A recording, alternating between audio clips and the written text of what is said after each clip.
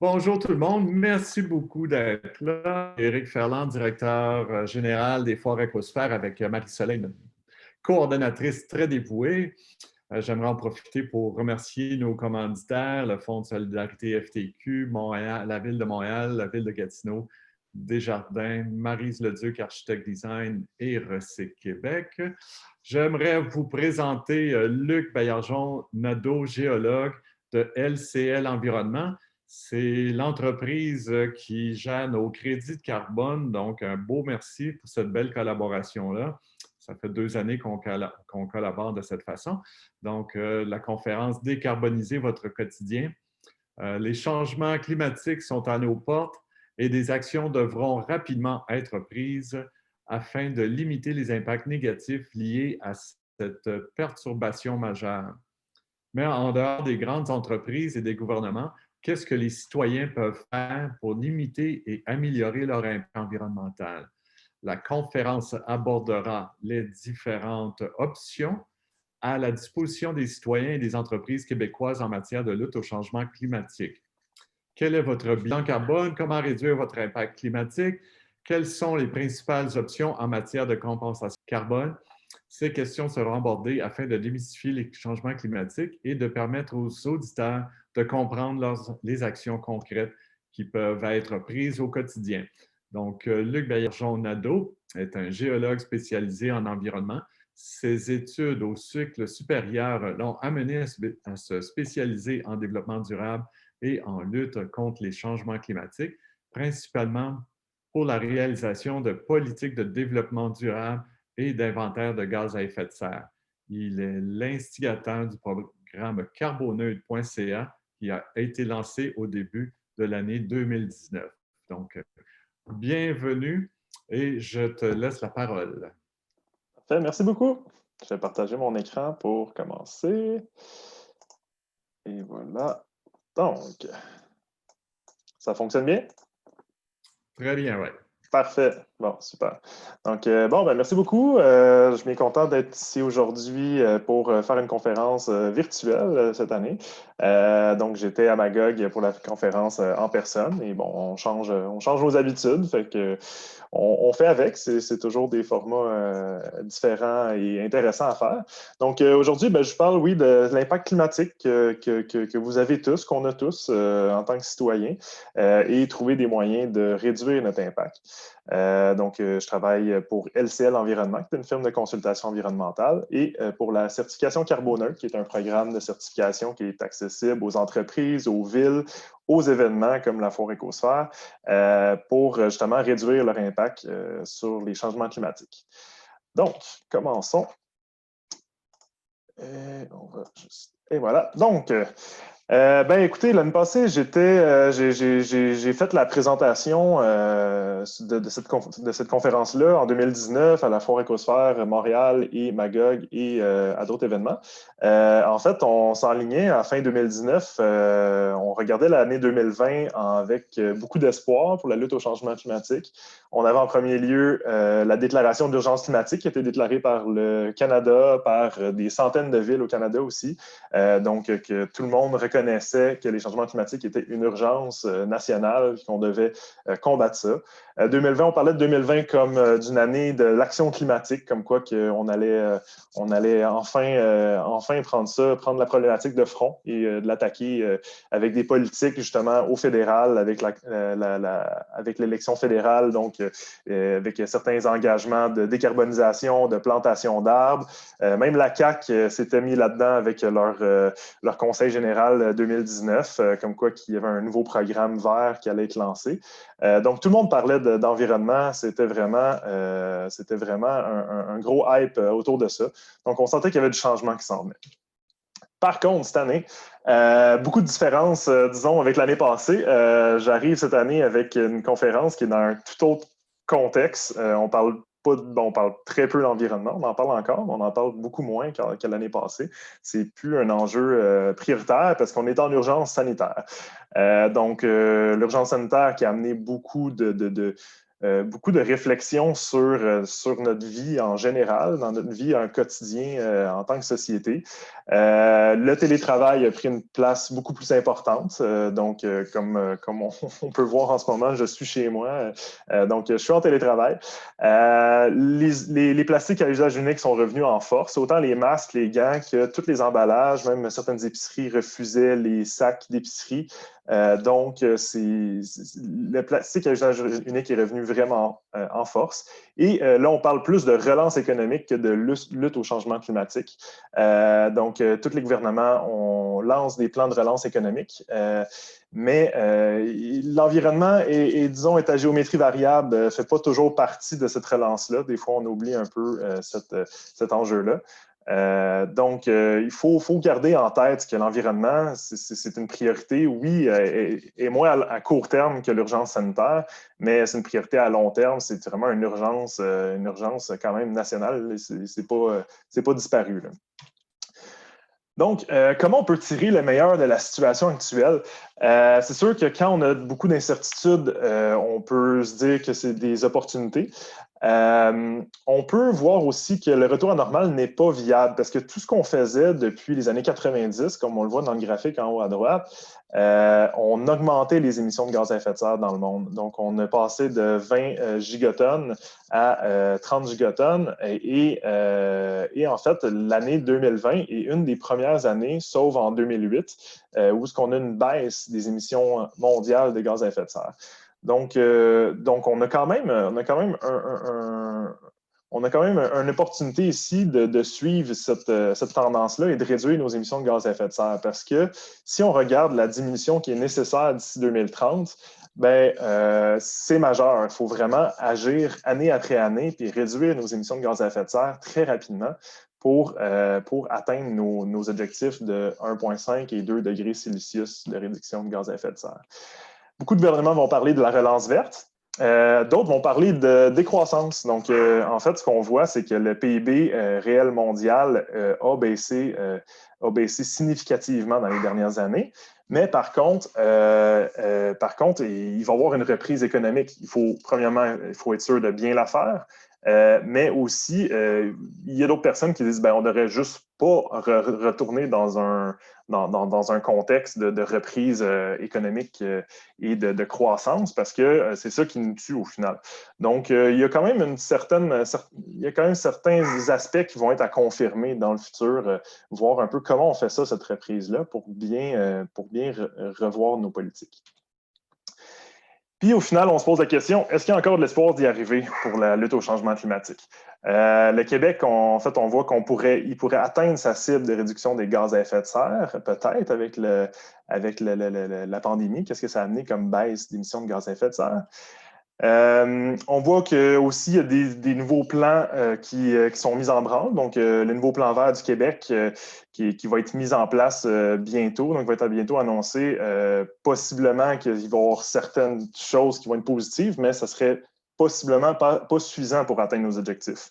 Donc, il y a encore beaucoup d'incertitudes. Mais ce qu'il faut comprendre, c'est que ce n'est pas juste au gouvernement de passer à l'action, c'est à nous aussi, en tant que citoyens, dans nos habitudes de consommation et nos habitudes au quotidien, donc nos transports, etc. Puis aujourd'hui, c'est ça qu'on parle, c'est de voir un peu c'est quoi notre impact climatique en premier, puis c'est quoi nos moyens qui sont à disposition pour réduire notre impact climatique, puis justement contribuer à la lutte au changement climatique pour atteindre nos objectifs. Le portrait de la situation. Donc, en fait, premier lieu, il faut comprendre qu'est-ce qu'on émet comme gaz à effet de serre. Parce que le gaz à effet de serre, on ne le voit pas. Au quotidien, on peut se dire, moi, je n'émets pas tant de gaz à effet de serre. Je vois pas, je brûle du gaz, mais à part de ça, c'est pas mal tout. Ça fait de la fumée, puis ça ne fait pas vraiment d'impact. Il faut comprendre que, oui, c'est invisible, mais c'est majeur, les émissions de gaz à effet de serre qu'on émet chacun. Donc, un Québécois moyen, c'est 10 000 kg de CO2 par année qui sont émis, donc 10 tonnes de CO2 par année. Cette moyenne-là est prise au fond des émissions totales du Québec, qui émet 79 millions de tonnes de CO2 par année. Puis tout ça, c'est réparti dans les transports, dans la consommation, dans notre consommation alimentaire, consommation de biens, et aussi les bâtiments, donc pour se chauffer, pour se loger, pour construire les bâtiments. C'est sûr qu'on a chacun notre bilan. Donc là, on a le Québécois moyen qui émet 10 tonnes de CO2 par année. Mais ce qu'on voit, en fait, c'est qu'on peut peut-être regrouper ça en 3 profils, mais il pourrait y en avoir des dizaines de profils, mais ici, j'en propose 3. Donc, en premier lieu, on peut voir que le Québécois moyen, bon, qui émet 10 tonnes de CO2 par année, il va avoir grosso modo 40 de ses émissions de gaz à effet de serre, c'est le transport. Donc, ce qu'on paye directement, ce qu'on se dit, bon, ben moi, je brûle de l'essence, ça doit être ça, mes émissions de gaz à effet de serre, ben, ça représente juste 40 des émissions totales, donc environ 4000 kg de CO2. À part de ça, on a la consommation. Donc ça, c'est des émissions de gaz à effet de serre qui sont invisibles parce que ce n'est pas nous qui les émettent. C'est la nourriture qu'on achète, c'est la lampe qu'on achète, les meubles IKEA qu'on achète, mais qui ont causé des émissions de gaz à effet de serre pour leur production. Tout ça, ça équivaut à 50 de nos émissions annuelles. Donc, c'est très significatif. Et le bâtiment, en fait, c'est la construction des bâtiments, c'est le chauffage, c'est la climatisation, c'est l'électricité qui est nécessaire pour nous chauffer, pour vivre. Donc, si on regarde après, ben, on peut se dire, bon, ben, on peut faire plusieurs profils. Donc, il y a le citadin, quelqu'un qui habite en ville, c'est sûr qu'il va avoir des habitudes de transport, de consommation et de logement très différentes, ce qui fait que son bilan va être inférieur. Donc, il va être autour de 5000 kg de CO2. À l'opposé, on peut voir un banlieusard, quelqu'un qui est plus en milieu rural, qui va avoir beaucoup de transport, donc qui va avoir un véhicule qui est plus gros, qui va prendre ça au quotidien. Donc, on va parler justement, lui, plus autour de 15 000 kg de CO2 par année. Donc, c'est assez significatif. Mais au fond, 10 000 kg, juste pour vous donner, 10 000 kg par an, c'est quoi? C'est quoi que ça représente? Ben, c'est comme si on prenait 4 200 litres d'essence et qu'on le brûlait instantanément. Et le gaz qui est relâché, le poids qui est équivalent, ben, ça va être équivalent à toute cette essence-là. Donc, c'est comme si on faisait ça à chaque année. Donc, c'est assez énorme. Ça représente aussi une forêt de 800 arbres qui va capter du CO2. Donc, pour compenser nos émissions de gaz à effet de serre, il faudrait potentiellement 800 arbres pour absorber tout le CO2 qu'on émet chacun. Donc, c'est énormément d'arbres. Puis aussi, juste en masse, on peut se dire, ben, c'est 10 000 kg, c'est 5 Ford F-150. Donc, c'est comme si on prenait 5 Ford F-150, on les vaporisait dans l'air. Ben, ça, c'est notre émission pour l'année. Donc, c'est vraiment énorme. C'est des volumes qu'on n'est pas habitué, en fait. On a de la misère à conceptualiser ça. Ben, pour le portrait de la situation, ben, c'est sûr que le Québec, bon, 10 kg de CO2, 10 000 kg de CO2 par année, c'est pas si pire pour un Québécois. Si on se compare bon, aux autres pays dans le monde, aux autres provinces, on est quand même pas si pire. On a quand même un bilan climatique qui est bon, mais qui est très majoritairement attribuable à l'hydroélectricité. Tout ce qui est transport et consommation, on est dans le cul de peloton, on n'est pas bon. Donc, oui, le Québec a un bon bilan. Donc, ici, on voit 10 tonnes de CO2 par année par habitant versus l'Alberta, Saskatchewan, on est à quasiment 70 tonnes de CO2 par année. Donc, c'est vraiment des échelles qui sont vraiment très différentes. Les États-Unis, on parle de 20 tonnes de CO2 par année. Donc, on est quand même, au Québec, on est quand même bon. Par contre, si on prend le bilan du Canada et même du Québec et qu'on compare ça à d'autres pays, donc la moyenne de l'OCDE et la moyenne mondiale, on voit que, oui, à 10 tonnes ou à 15 tonnes pour le Canada, on est quand même bon quand on compare à certaines provinces ou certains pays, mais au final, on est pas mal dans les pires, en fait. Si on compare justement à la France, à l'Italie, même à la Chine par habitant, on est vraiment dans les pires au monde. Même que la moyenne mondiale est de 4,3 tonnes de CO2 par année. Nous, au Québec, on est à 10, donc on est quand même très loin de la moyenne mondiale. On est plus que le double en termes d'émissions de gaz à effet de serre par personne. Donc, il faut améliorer ça. Nos objectifs. Donc, si on regarde au Québec, les émissions de gaz à effet de serre, on a pris certains engagements pour la province du Québec. Donc, on parle d'ici 2030 une réduction de 37,5 des émissions de gaz à effet de serre, donc autour de 40 Et en 2050, on parle de plus de 80 de réduction de gaz à effet de serre. Ça, c'est les engagements du Québec, de la province. Donc, oui, les entreprises doivent faire leur part, oui, les industries, oui, le gouvernement, mais aussi nous. Donc, il faudrait théoriquement réduire nos émissions de ces ordres de grandeur-là. Si on regarde, si on prend le scénario de référence, donc qui était en 1990, on émettait environ 11 tonnes de CO2. En 2016, le dernier inventaire de gaz à effet de serre disponible pour la province, on est à 10 tonnes de CO2 par année, donc 10 000 kg de CO2 par année. Donc, on a baissé de 10 en plus de 25 ans. Donc, on n'a pas beaucoup baissé nos émissions de gaz à effet de serre. Puis là, on voit le chemin qui nous reste à faire d'ici 2030. C'est des réductions, il faut baisser encore de 30 mais ça, maintenant, il nous reste seulement 10 ans pour l'accomplir. Donc, c'est des baisses très significatives des réductions de gaz à effet de serre qu'il faut faire. Donc, c'est pour ça qu'il faut passer à l'action maintenant. Mais comment on peut faire pour réduire ça sans retourner à la Terre et juste vivre simplement notre vie sans objets, sans auto? Il y a des moyens quand même de réduire nos émissions de gaz à effet de serre assez rapidement. C'est ça qu'on va aborder. Donc, pour passer à l'action, il faut identifier nos actions, les actions qui sont possibles. Il faut vous faire un plan. Donc, il faut voir aussi c'est où que ça vaut la peine de mettre nos efforts pour réduire nos émissions de gaz à effet de serre au quotidien. Et il faut aussi garder en tête que c'est de l'amélioration continue. Donc, il ne faut pas aller trop loin dans nos réductions puis abandonner le comportement. Donc, il faut le faire petit pas par petit pas au quotidien, de semaine en semaine, de mois en mois, puis d'adopter des nouveaux comportements et d'intégrer ça dans notre quotidien. Donc, si on va y aller par catégorie. Donc, on va commencer par le transport. Le transport, ça inclut, comme je disais, c'est 3800 kg de CO2 par année pour le Québécois moyen.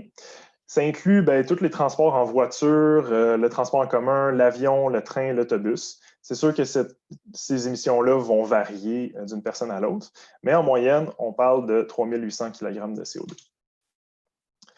Si on regarde nos émissions pour le Québécois moyen, donc en haut, le scénario de base, donc c'est environ 15 000 km par an en voiture et environ 7 000 km par an en avion. En ce moment, c'est sûr, on ne peut pas prendre l'avion, fait que déjà là, cette partie-là est réglée dans un sens, mais c'est certain que ça va revenir. Donc tout ça, ça équivaut environ à 3 800 kg de CO2. Ce que vous pouvez faire pour réduire vos émissions de gaz à effet de serre, les actions mineures, donc juste des choses que vous pouvez faire quasiment demain ou la semaine prochaine ou dans quelques mois, vraiment rapidement, qui vont avoir quand même un impact sur les émissions de gaz à effet de serre.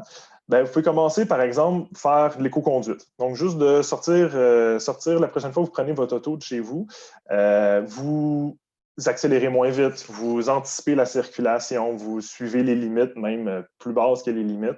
Pas rouler 120 sur l'autoroute, rouler plus autour de 100. Tous ces petits trucs-là qui sont vraiment de base va vous permettre d'économiser 15 à 20 d'émissions de gaz à effet de serre parce que vous allez sauver l'équivalent en essence. Donc, juste ça, c'est un truc qui va vous réduire vos émissions de gaz à effet de serre. On parle d'environ 5 à 15 déjà là, juste en faisant de l'éco-conduite. Si on regarde d'autres actions mineures qui est possible de faire, juste d'avoir un véhicule plus économe. Donc, à la place d'acheter un VUS qui est plus gros, parce que vous dites, il ne consomme pas beaucoup, fait que je vais juste acheter une auto qui est plus grosse, à la place de ça, achetez une auto de la taille exactement que vous avez besoin pour votre utilisation au quotidien. Puis, vous allez économiser de l'essence, vous allez économiser de l'argent et vous allez économiser des émissions de gaz à effet de serre. Un véhicule hybride, c'est une autre idée. Donc, juste d'avoir un véhicule hybride qui va consommer autour de 5 litres au 100 km à la place de 7 litres au 100 km, vous réduisez vos émissions de gaz à effet de serre quand même significativement. Vous économisez de l'essence. Faire du covoiturage aussi. Covoiturage, ce qui est beau, c'est de splitter, de séparer nos émissions entre chacun des participants dans un sens. Donc, si vous covoiturez avec 3 personnes au quotidien pour aller au bureau, En ce moment, mettez vos masques, mais quand même, c'est quelque chose qui peut être fait quand même. Et en fait, c'est que vous allez réduire vos émissions de gaz à effet de serre du tiers. Donc, c'est vraiment, ça peut quand même aller vite, même si c'est une journée semaine. Des fois, on a l'impression qu'il faut faire toutes les choses tout d'un coup, mais des fois, c'est juste 1-2 journées semaine. Pensez à faire de l'éco-conduite une fois de temps en temps, faire du covoiturage une fois de temps en temps, mais vous allez avoir quand même un impact sur votre bilan carbone.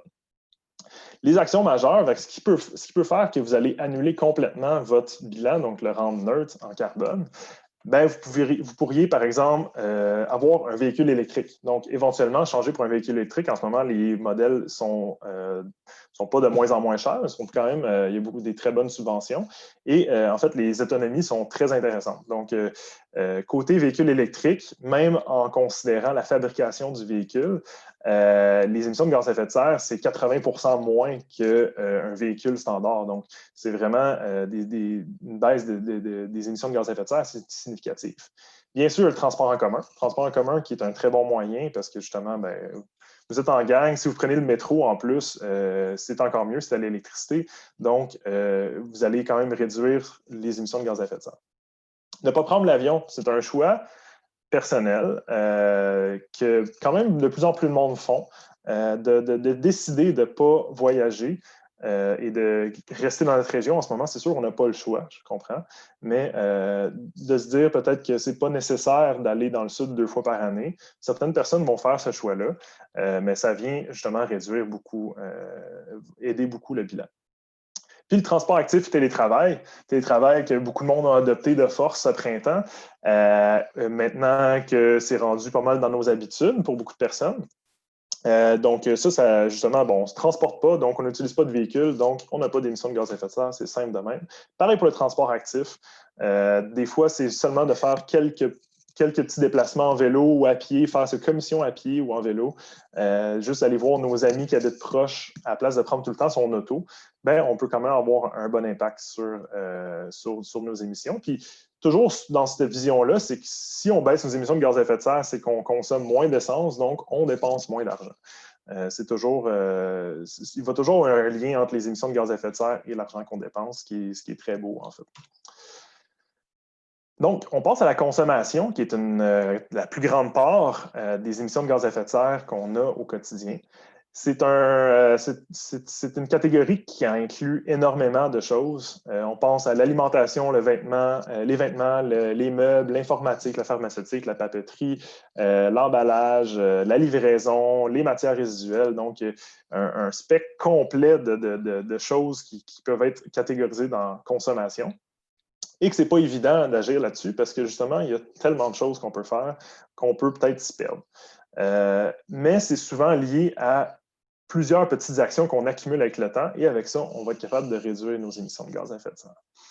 Si on regarde notre scénario de base, ben, c'est un peu dur à catégoriser. Donc, c'est un consommateur moyen qui va émettre au total 5000 kg de CO2. On peut se dire que c'est quelqu'un quand même qui fait, qui trie quand même bien ses matières résiduelles sans être trop fou là-dedans. Il va avoir une alimentation équilibrée et qui va faire des achats quand même au centre d'achat, va quand même commander des choses sur Internet. Donc, tu sais, c'est pas quelqu'un nécessairement qui fait très attention, mais qui a une certaine conscience écologique, on peut dire. Ça, c'est notre Québécois moyen. Si on regarde les actions mineures qu'on peut faire, qui vont réduire les émissions de gaz à effet de serre de 2 à 5 du total. Donc, ce n'est pas énorme, c'est des petites réductions dans ce domaine-là. On peut penser justement à ne pas utiliser de papier. Mettons, quelqu'un se dit, bon, ben moi, dans mon bureau, à la maison ou au bureau, je n'utilise plus de papier. Ben, il va y avoir une certaine réduction de gaz à effet de serre, mais c'est assez minime. Quelque chose qui va être un petit peu plus d'effet, ben, c'est de ne plus manger de viande rouge. Donc, la viande rouge, donc le bœuf, ça émet énormément de gaz à effet de serre. Contrairement à toutes les autres viandes, ça émet de 2 à 3 à 4 fois plus que les autres viandes animales. Donc, juste de dire que j'en mange plus ou que j'en mange quand je vais juste au restaurant ou à certains moments, ben, déjà là, on va quand même avoir une réduction de gaz à effet de serre intéressante. D'autres trucs, ben, juste de réparer ses biens. À la place de toujours racheter neuf et de jeter, ben, de penser en premier, est-ce que je peux le réparer? C'est un réflexe que tout le monde devrait faire, qu'on a perdu avec le temps, mais que déjà là, ça peut aider. D'acheter local, en fait, d'avoir une économie un petit peu plus de circuits courts, donc il y a moins de transport. Bonus si on y va en vélo ou à pied, mais ça va quand même avoir un impact sur notre bilan. Tri des matières résiduelles, MR.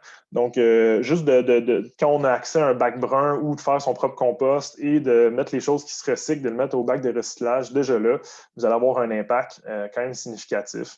C'est quand même des choses importantes à faire. Si on regarde les actions majeures, donc ce qui peut avoir vraiment un peu plus d'impact sur votre bilan carbone, on parle de 5 à 25 du bilan global annuel. Donc là, on parle quand même des choses, quand même des émissions, des réductions assez importantes. On peut parler de locavorisme. Donc, locavorisme, en fait, c'est un principe comme quoi que vous allez seulement manger de la nourriture locale. Local, on parle entre 100 et 250 km de rayon autour de chez vous. C'est assez dur à faire, mais vous pouvez toujours, vous n'êtes pas obligé de le faire entièrement, mais seulement de le faire en partie aussi. D'aller au marché local, d'acheter des producteurs locaux, d'acheter des légumes qui proviennent de serres ou de champs à proximité. Aussi de congeler, ça inclut qu'il faut quand même penser à congeler pour l'hiver, parce que je veux pas, on n'a pas beaucoup de fruits et légumes au Québec l'hiver. Donc, il y a quand même une certaine logistique à penser autour de ça, mais avec ça, on est capable de réduire énormément les émissions de gaz à effet de serre associées au transport de l'alimentation et aussi du gaspillage, parce que vu qu'il y a moins de transport, les aliments viennent de très près de nous, donc le temps de transfert est beaucoup moins de pertes. Donc, quand on parle de gaspillage alimentaire, ben, le locavorisme va aider beaucoup là-dessus. Le végétalisme et végétarisme aussi, donc d'arrêter de manger des produits qui proviennent de la viande, pas des produits animaux. Oui, il faut avoir un impact assez significatif sur les émissions de gaz à effet de serre. Ça peut couper environ du 2/3 les émissions de gaz à effet de serre associées à l'alimentation au complet. Donc, c'est très significatif. Les aliments qui proviennent des végétaux émettent très peu d'émissions de gaz à effet de serre. Souvent, c'est plus lié au transport qu'à la culture en tant que telle. On peut parler de zéro déchet. Donc, devenir zéro déchet, c'est un défi en soi. Zéro déchet total ou partiel, il ne faut pas virer fou avec ça. Mais juste de ne plus envoyer de matières résiduelles aux déchets et surtout de tout composter et de recycler ce qui est pas capable d'être réduit. Là, on vient quand même aider beaucoup nos émissions. Réduire le nombre d'achats, donc juste de ne pas acheter trop, de toujours penser est-ce que j'en ai réellement besoin, comme Pierre-Yves McSween dit. C'est un truc qui est vraiment qui est le meilleur truc que vous pourrez avoir quand on parle de consommation. Peut-être pas pour l'alimentation, mais tout ce qui est biens et objets. Et finalement, emprunter, louer, partager et d'acheter usagé. Ben ça, c'est des super de bons trucs. Donc, juste de prendre des objets de la bibliothèque, de louer des outils à place de les acheter, faire de l'autopartage, oui, du covoiturage aussi, de prêter votre tondeuse à votre voisin à la place d'acheter que chacun ait votre tondeuse, de louer des films à la place d'acheter des films. Donc, c'est tous des trucs qui peuvent être... Ça réduit considérablement notre niveau de consommation à chacun. Et en fait, on va avoir énormément un impact assez significatif. On peut couper plus de la moitié de nos émissions de gaz à effet de serre associées à la consommation grâce à tout ça. Là. Et donc, c'est ça pour la consommation. Donc, consommation, juste retenir qu'il y a beaucoup de choses qui peuvent être faites. C'est des bonnes pratiques. C'est lui qu'il faut plus le voir comme à tous les jours, à toutes les semaines ou à tous les mois, j'adopte un nouveau comportement où je me force dans un certain secteur. Puis avec ça, je vais y arriver à réduire mes émissions de gaz à effet de serre. Finalement, le bâtiment qui est un poste d'émission qui est plus petit, donc 12%, ça correspond à la construction des maisons, donc les matériaux qui sont nécessaires à la maison, à la construction de la maison. Le chauffage, la climatisation, tout ce qui est équipement de cuisson, l'électricité. Donc, si on prend finalement pour notre dernier secteur, le scénario de base, le citoyen moyen, bon, on peut voir peut-être un Québécois moyen qui est plus dans une maison, peut-être un duplex, une maison de ville peut-être, ou une petite maison unifamiliale. C'est un peu dur à cerner là, la moyenne québécoise, bien sûr, mais au fond, il n'y a pas une maison extravagante, donc une maison assez normale. Ça, c'est pas mal notre moyenne québécoise. Ceux qui ont du monde sont en appartement, d'autres ont des très grosses maisons. Donc, le bilan va varier beaucoup, là, qui va être de 1200 kg. Là. Notre bilan moyen, ça va varier énormément selon le type d'habitation qu'on a. Les actions mineures qu'on peut faire pour réduire notre émission de gaz à effet de serre, juste d'avoir une cuisinière électrique au lieu d'une cuisinière au gaz, ça va quand même avoir un bon impact. Ensuite, les équipements d'entretien, donc tout ce qui est tondeuse, souffleuse, essayez d'avoir ça électrique et non à l'essence. Ça va avoir quand même un bon impact parce que les équipements à essence émettent beaucoup, beaucoup de polluants. De ne pas utiliser de climatisation ou l'utiliser le moins possible. Donc, dès qu'il fait en haut de 25, ne partez pas la climatisation, attendez qu'il fasse plus chaud parce que la climatisation consomme beaucoup d'électricité, augmente la température extérieure et en plus, il y a des réfrigérants là-dedans. Donc, plus on l'utilise, plus les fuites de réfrigérants sont importantes et plus on émet de gaz à effet de serre. Tout ce qui est l'électricité, ça va être minime, les émissions de gaz à effet de serre. Donc, au Québec, on a la chance d'avoir de l'hydroélectricité.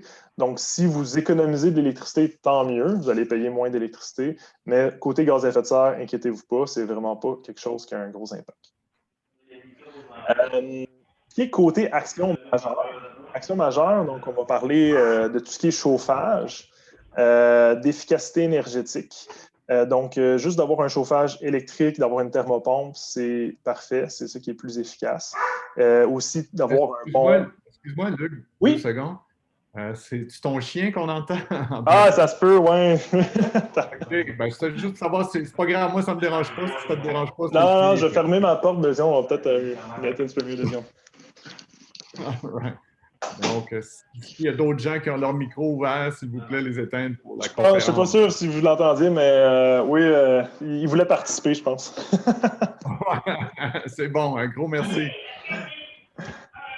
Donc, c'est ça, je reviens. Donc, efficacité énergétique, juste d'avoir une bonne isolation, c'est le meilleur moyen là, de sauver l'énergie.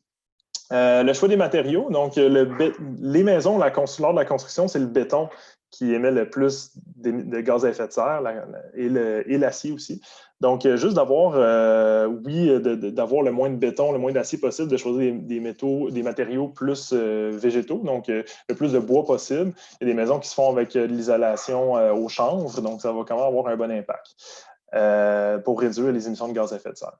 Et finalement, il faut penser à réduire la taille de nos logements éventuellement. Donc, en ce moment, la tendance, ça va vraiment de plus en plus vers la maison qui est la plus grosse possible. Donc, la superficie moyenne des maisons a augmenté énormément dans les dernières années au Québec. Donc, il faudrait revoir à peut-être réduire cette moyenne-là parce que construire ce type de logement-là prend beaucoup plus d'énergie. Et aussi, tout ce qui est chauffage, climatisation, électricité, ça prend énormément plus d'énergie maintenir des grosses maisons versus des condos ou des petites maisons. Donc, de revoir un petit peu plus nos tailles de logement, c'est quelque chose qui va contribuer beaucoup à réduire nos émissions de gaz à effet de serre. Donc, c'est pas mal ça. C'est certains trucs. Il y a plein d'autres choses qui pourraient être faites pour réduire vos émissions de gaz à effet de serre. Je n'ai pas mis de chiffres spécifiques pour chacun, mais ça donne quand même une bonne idée. Le but, c'est d'avoir un plan d'ici 2030, d'ici 2050, et se dire, moi, il faut que j'atteigne 40 % personnellement de réduction de gaz à effet de serre d'ici 2030. Comment je peux faire ça? C'est d'adopter plein de petites choses comme ça, de voir à chaque année qu'est-ce que je peux faire, d'essayer de planifier.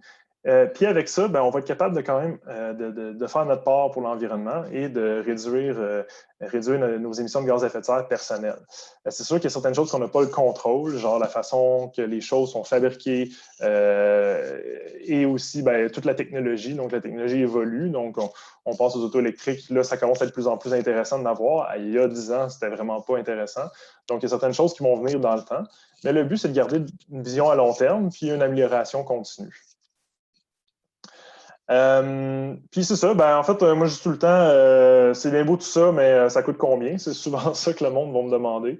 Ben, l'avantage, c'est que pour beaucoup de choses que j'ai proposées aujourd'hui, c'est que côté coût, ça baisse beaucoup vos dépenses habituelles. Donc, tout ce qui est transport, donc de ne pas prendre sa grosse auto à tous les jours pour aller travailler, mais de penser à d'autres moyens de se transporter ou juste de covoiturer. Théoriquement, on baisse nos dépenses en essence. Donc, on va économiser. Pareil pour le chauffage des maisons, d'avoir une plus petite maison, on dépense moins. Donc, au final, on va économiser quand même beaucoup d'argent. Donc, souvent, la relation entre argent et gaz à effet de serre est assez directe. Si on économise des gaz à effet de serre, on va économiser de l'argent. Donc, c'est quand même positif pour tout le monde.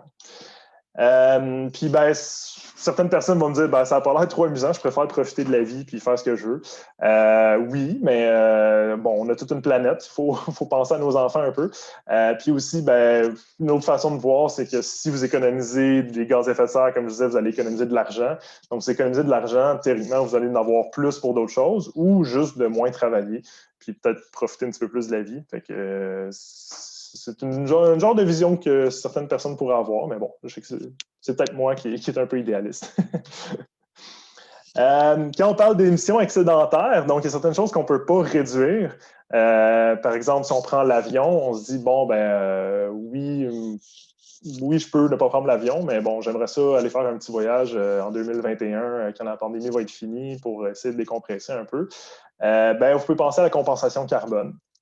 Donc, compenser les émissions de gaz à effet de serre, c'est un bon moyen de justement essayer de réduire notre bilan.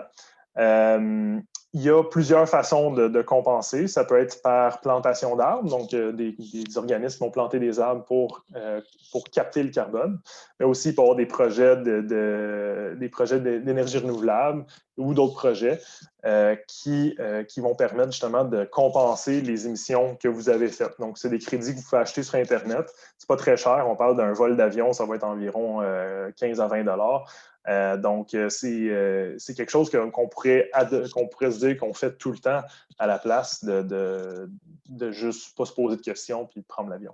Donc, c'est quelque chose, c'est une bonne pratique à avoir, de prendre ça comme habitude, c'est quelque chose qui est très bien.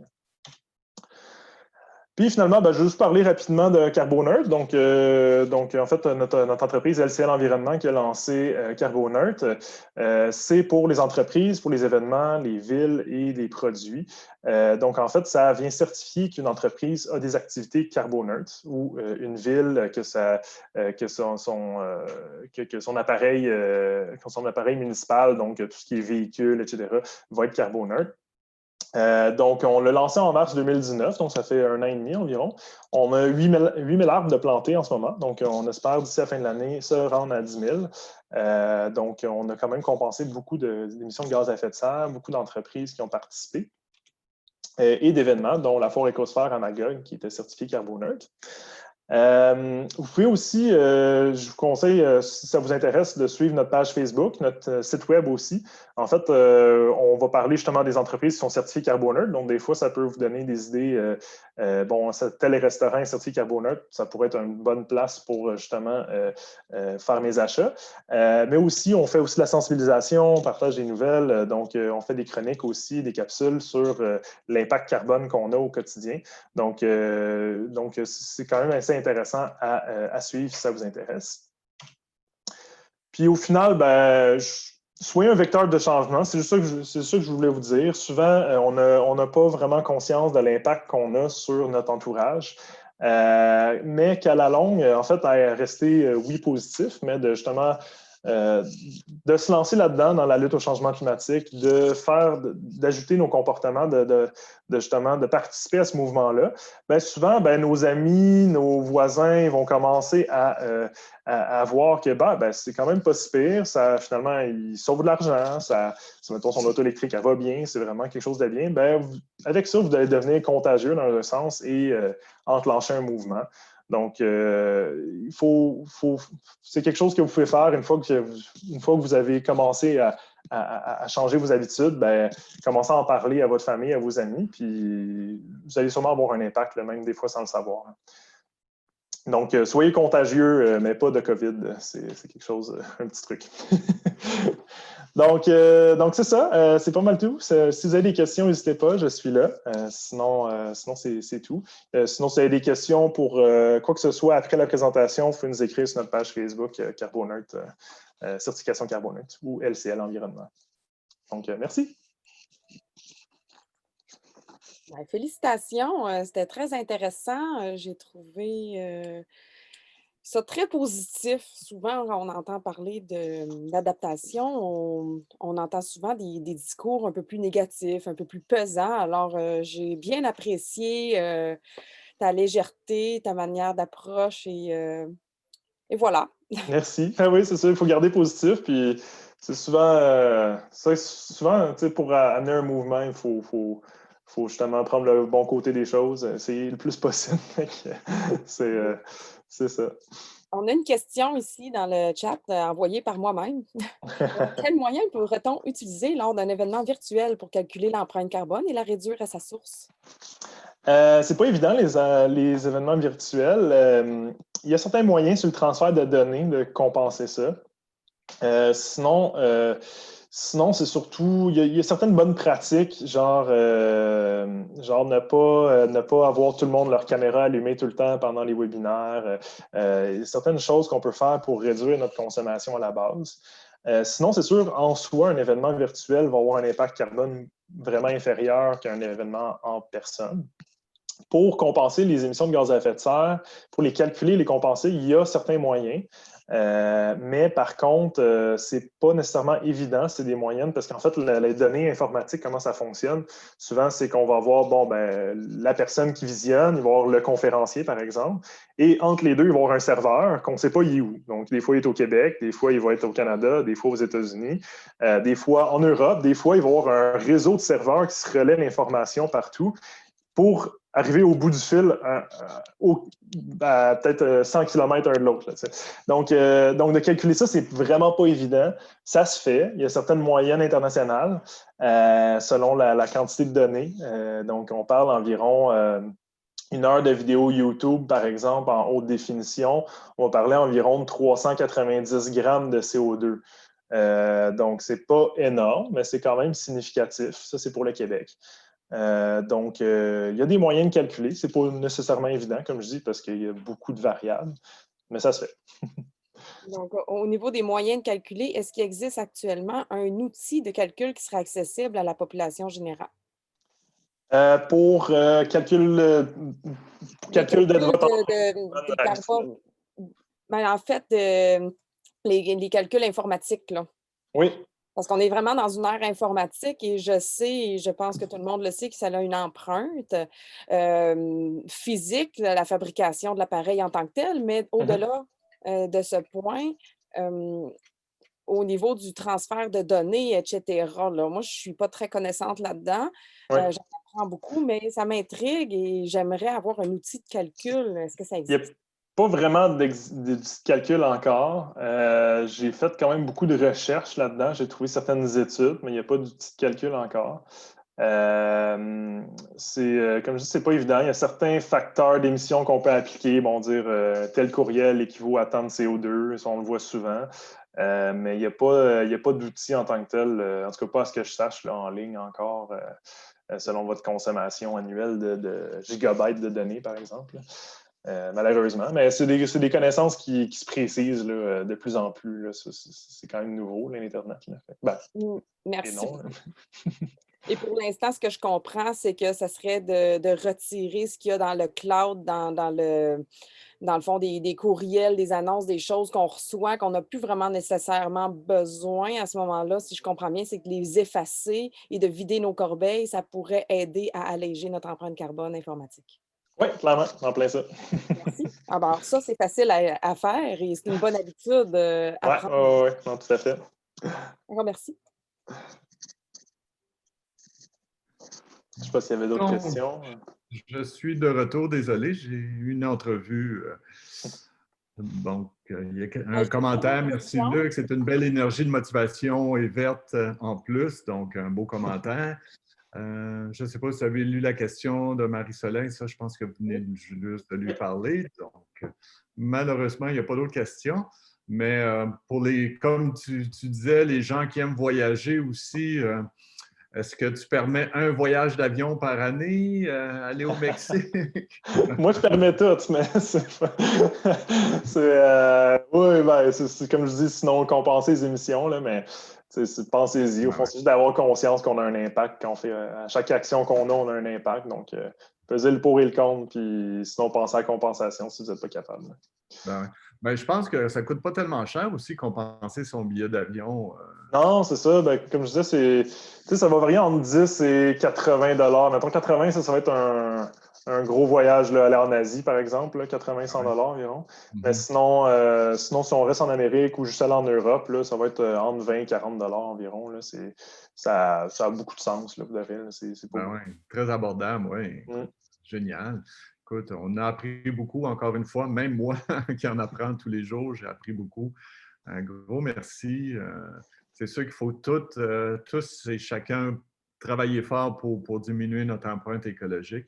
Puis, c'était vraiment des bonnes pistes. Donc, je pense qu'on est en mesure de faire notre part, ça, c'est certain, oui. Oui, ben oui, c'est ça. Il faut enfin enclencher le mouvement, il faut arrêter d'attendre. Effectivement. Si on veut laisser une planète décente à nos enfants et nos petits-enfants, je pense qu'il faut vraiment travailler là-dessus à ce niveau-là. Parce que justement, je suis en train de donner une entrevue, puis il parlait qu'il avait trouvé une exoplanète de la grosseur de la Terre, où est-ce qu'il y avait des vents de 5000 km/h, puis du magma d'à peu près 100 km de profondeur. Donc, j'ai pas le goût de déménager là, moi aussi. Non. Ça marche plus aussi. Notre planète Terre, on l'aime, puis on va essayer de la conserver le plus qu'on peut. Je pense qu'on est capable, puis on doit faire ça, c'est certain, oui. Ouais. Bon, ben merci beaucoup. Merci à toi. Bonne fin de journée. Bonne fin de journée. Bye. Prochaine. Au revoir.